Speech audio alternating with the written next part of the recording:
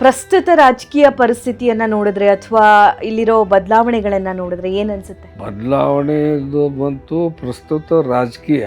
ನಮ್ಮ ಸರ್ಕಾರ 2023 ಬರೋಕ್ಕಿಂತ ಮುಂಚಿತವಾಗಿ ನಮ್ಮ ಮುಖ್ಯಮಂತ್ರಿಗಳಾಗಲಿ, ಉಪಮುಖ್ಯಮಂತ್ರಿಗಳು, ಕಾಂಗ್ರೆಸ್ ಪಕ್ಷದ ಅಧ್ಯಕ್ಷರು ರಾಹುಲ್ ಗಾಂಧಿ ಅವರು, ಮಲ್ಲಿಕಾರ್ಜುನ್ ಖರ್ಗೆ ಅವರು, ಸೋನಿಯಾ ಗಾಂಧಿ ಅವರು ಈ ರಾಜ್ಯದ ಜನತೆಗೆ ಒಂದು ಕಾರ್ಯಕ್ರಮ ಕೊಟ್ಟರು, ಪಂಚ ಗ್ಯಾರಂಟಿ.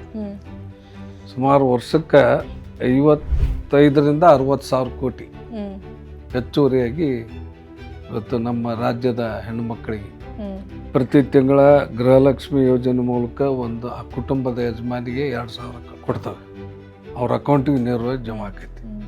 ಇಲ್ಯಾರು ಮಧ್ಯವರ್ತಿ ಜನರದ್ದು ಹಾವಳಿಲ್ಲ. ಎರಡನೇದು, ನಮ್ಮ ಹೆಣ್ಮಕ್ಳಿಗೆ ಬಸ್ನಲ್ಲಿ ಫ್ರೀಯಾಗಿ ಓಡಾಡ್ಲಿಕ್ಕೆ ಅವಕಾಶ. ಅವ್ರದ್ದೊಂದು ಆಧಾರ್ ಕಾರ್ಡ್ ಇದ್ರೆ ಸಾಕು, ಅವ್ರು ಎಲ್ಲಿಗಾದ್ರೂ ರಾಜ್ಯದೊಳಗೆ ಟ್ರಾವೆಲ್ ಮಾಡ್ಕೊಂಡು ಬರ್ತಾರೆ. ಅದ ಈಗ ವರ್ಲ್ಡ್ ರೆಕಾರ್ಡ್ ಆಗೈತೆ. 600 ಕೋಟಿಗಿಂತನೂ ಹೆಚ್ಚಿಗೆ ನಮ್ಮ ಹೆಣ್ಮಕ್ಳು ಓಡಾಡಿತ್ತು. ಅದು ಆ ಬಳಿಕ 200 ಯೂನಿಟ್ವರೆಗೆ ವಿದ್ಯುತ್ ಕೊಡ್ತಕ್ಕಂಥ, ಆ ಬಳಿಕ ಉಚಿತ ಆಹಾರ ಧಾನ್ಯ ವಿತರಣೆ ಮತ್ತು ಯುವಕರಿಗೆ ನಿರುದ್ಯೋಗ ಭತ್ಯೆ, ಇವೆಲ್ಲ ಸೇರಿದ್ರೆ ನನ್ನ ಒಂದು ಮತಕ್ಷೇತ್ರಕ್ಕೆ ಪ್ರತಿ ತಿಂಗಳ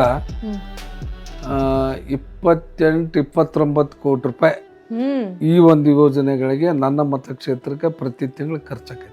ವರ್ಷಕ್ಕೆ 400 ಕೋಟಿ ರೂಪಾಯಿ ಖರ್ಚಾಗೈತಿ.